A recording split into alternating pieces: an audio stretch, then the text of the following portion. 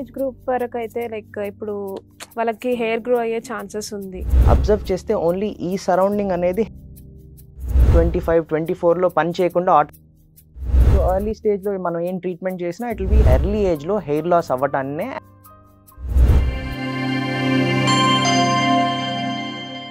Welcome to Dhatri health. ప్రస్తుతం మనతో పాటు ఉన్నారు doctor Supreem garu. Is a general physician and hair transplant surgeon. Hi Supreem garu, welcome to Dhatri health. Hello. So ఇప్పుడు మనకి రీసెంట్గా నేను విన్నట్టయితే ఆండ్రోజెనిక్ అలోపేషియా అని ఒక పేరు విన్నాను. So what does it mean? ఇప్పుడు బేసికల్లీ ఆండ్రోజెనిక్ అలోపేషియా అంటే it's called male pattern baldness అండి. అంటే మేల్స్లో ఎర్లీ ఏజ్లో హెయిర్ లాస్ అవ్వటాన్నే ఆండ్రోజెనిక్ అలోపేషియా అంటాము. ఓకే. సో ఈ ఆండ్రోజెనిక్ అలోపేషియా అసలు ఎందుకు వస్తుంది, ఎలా వస్తుందని ఒకసారి చూద్దాము. సో మనం చూస్తే మేల్స్ కి ప్యాటర్న్ బాల్డ్నెస్ ఎలా ఉంటుంది అంటే ఓన్లీ హెయిర్ ఫ్రంట్ నుంచి పోతుందండి. అబ్జర్వ్ చేస్తే ఓన్లీ ఈ సరౌండింగ్ అనేది హెయిర్ పోతుంది, ఎప్పుడు ఈ సరౌండింగ్ చుట్టూ హెయిర్ పోదు. ఇఫ్ యూ అబ్జర్వ్ ఆల్సో మనం పెద్దవాళ్ళని తీసుకున్నా కూడా మనం చూడగలం, యాక్చువల్లీ సైడ్ హెయిర్ ఉంటుంది, బ్యాక్ హెయిర్ ఉంటుంది, కానీ ఫ్రంట్ హెయిర్ పోతుంది. సో ఎందుకు అంటే ఈ ఫ్రంట్ హెయిర్ అనేది ఆండ్రోజెన్ డిపెండెంట్ హెయిర్, ఈ వెనకాల ఉండే హెయిర్ అనేది ఆండ్రోజెన్ ఇండిపెండెంట్ హెయిర్. సో ఈ ఆండ్రోజెనిక్ అలోపేషియా ఏం చేస్తుంది అంటే యూజువల్ గా సో ఆండ్రోజెన్స్ అని ఒక హార్మోన్స్ ఉంటాయండి మన బాడీలో. ఈ ఆండ్రోజెన్స్ ఏం చేస్తాయంటే టెస్టోస్టిరాన్ ని సెక్రీట్ చేస్తూ ఉంటాయి. ఏ మేల్స్ లో అయితే ఈ టెస్టోస్టిరాన్స్ ప్రాపర్ గా సెక్రీట్ అవ్వట్లేదు వాళ్ళు హెయిర్ లాస్ చూస్తారు. సో మనకుండే హెయిర్ ఏమంటారు, టర్మినల్ హెయిర్ అంటారు. సో ఈ టర్మినల్ హెయిర్ అనేది మెల్లిమెల్లిగా విల్లస్ హెయిర్ గా మారుతుంది. విల్లస్ hair is nothing but baby hair. ఇప్పుడు మనం బేబీస్ లో పుట్టంగానే చూస్తే హెయిర్ ఎలా ఉంటుంది అంటే చాలా థిన్ గా ఉంటుంది, ఎందుకంటే వాళ్ళ దగ్గర ఆండ్రోజెన్స్ ఉండవు, టెస్టోస్టిరాన్ ఉండదు. ఆర్ ఫీమేల్స్ లో చూసుకుంటే ఈస్ట్రోజన్ అండ్ ప్రొజెస్టెరాన్ ఉండదు. Plus these help in hair growth. So ఇప్పుడు ఒక మేల్ కి ఈ టర్మినల్ హెయిర్ నుంచి విల్లస్ హెయిర్ గా మారుతుంది అనేటప్పటికే హెయిర్ థిన్నింగ్ అంటారు. మనం బేసిక్ లాంగ్వేజ్ లో will say hair thinning.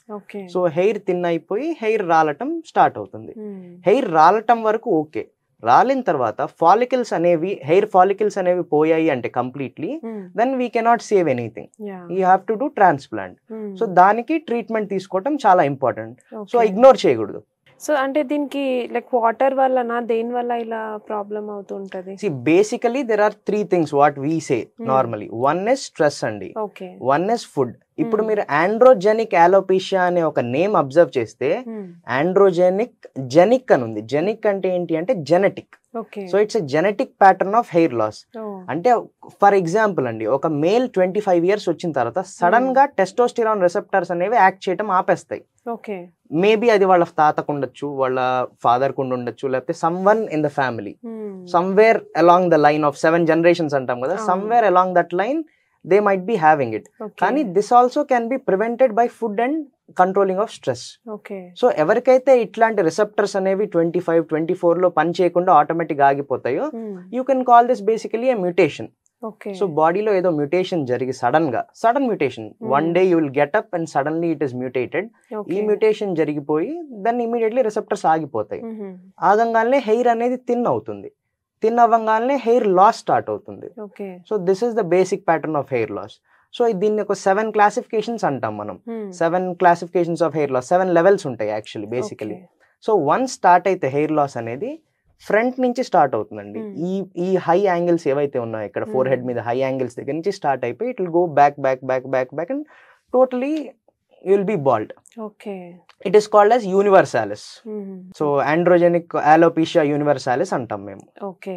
So ఇప్పుడు మనం డిస్కస్ చేసాము దీని గురించి, అంటే లైక్ ఏజ్ గ్రూప్ పీపుల్ మీ దగ్గరికి వస్తుంటారు బేసిక్గా పేషెంట్స్? బేసిక్గా మన దగ్గర నుంచి 13-14 నుంచి స్టార్ట్ అవుతున్నారండి ఈ కాలంలో. 13-14 నుంచి, ఎందుకంటే వీఆర్ వర్కింగ్ ఫ్రమ్ 20 years కదా. ఇప్పుడు పిల్లలు 20 years నుంచి వర్క్ చేయడం స్టార్ట్ చేస్తున్నారు.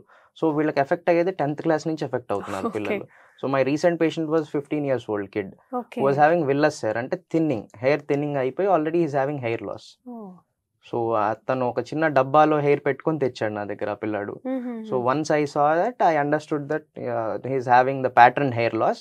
బట్ ఫర్ ద కిడ్ నండి ఇప్పుడు 15 years కి తనకు ఒక అవగాహన ఉంది, తను చూసి హెయిర్ లాస్ జరుగుతుంది వాళ్ళ పేరెంట్స్ కి ఇన్ఫార్మ్ చేసి తను తెచ్చాడు. సో తెచ్చినప్పుడు ఏంటి అంటే we started the treatment at an early stage. So early stage లో మనం ఏం ట్రీట్మెంట్ చేసినా it will be highly successful. 99% we can save the kids hair now. But ఇది కొంచెం later stages, 40 years or 35 years ఈ స్టేజెస్ లో వచ్చినప్పుడు already you will be somewhere around 3rd stage or 4th stage. So 3rd or 4th stage లో ఉన్నప్పుడు we cannot do anything అనమాట. We have to preserve the hair.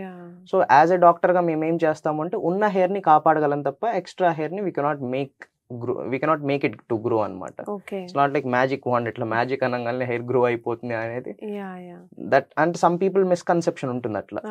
మీరు తైలం రాసుకోండి, herbal oils రాసుకోండి, హెయిర్ గ్రో అవుతాయి. When there is no follicle inside, seed లేనప్పుడు tree రాదు. సేమ్ అట్లాగే ఫాలికల్ లేకపోతే హెయిర్ రాదు. ఓకే, సో ఇప్పుడు 15 years ఆఫ్ ఏజ్ గ్రూప్ అని అన్నారు కదా, లైక్ 15 to ఏజ్ గ్రూప్ వరకు అయితే లైక్ ఇప్పుడు వాళ్ళకి హెయిర్ గ్రో అయ్యే ఛాన్సెస్ ఉంది. అంటే when it comes to male pattern baldness, ఈ ఆండ్రోజెనిక్ అలోపేషియా ఎవరికైతే ఉంటుందో మేజర్ గా మేల్స్ కి ఇదే ఉంటుందండి. సో ఇది ఉన్నప్పుడు ఏంటంటే ఒక స్టేజ్ తర్వాత hair regrowth is impossible. But there are many other things called telogen effluvium అని ఉంటుంది, అలోపేషియా ఎరియాటా అని ఉంటుంది. ఇలాంటి ఇండివిజువల్స్ అందరికి we can make them to grow the hair back. Okay, so ఇది ఏంటంటే ఇది ఒక కైండ్ ఆఫ్ హాల్టింగ్ అనమాట. హెయిర్ ఒక స్టేజ్ కి వచ్చేటప్పటికి హాల్ట్ అయిపోతుంది. ఆ హాల్ట్ ని మేము ఏం చేస్తామంటే స్టిమ్యులేట్ చేస్తాము. స్టిమ్యులేట్ చేసినప్పుడు హెయిర్ విల్ బి రీగ్రోత్ అనమాట. అంటే like time duration like process maximum 3 months అండి. సో నేను చెప్పిన ఇప్పుడు ఈ టీలోజన్ ఎఫ్లూయమ్ గానీ అలోపేషియా ఎరియాటా గానీ ఇలాంటి పేషెంట్స్ కి ఏంటంటే 3 months పడుతుంది minimum to get some result. Usually 3 months పడుతుంది. దీన్ని మనం పిఆర్పి అంటాం. ఇప్పుడు పిఆర్పి ట్రీట్మెంట్స్ బాగా ఫేమస్ అవుతున్నాయి. So PRP also is used అన్నమాట. ఓకే.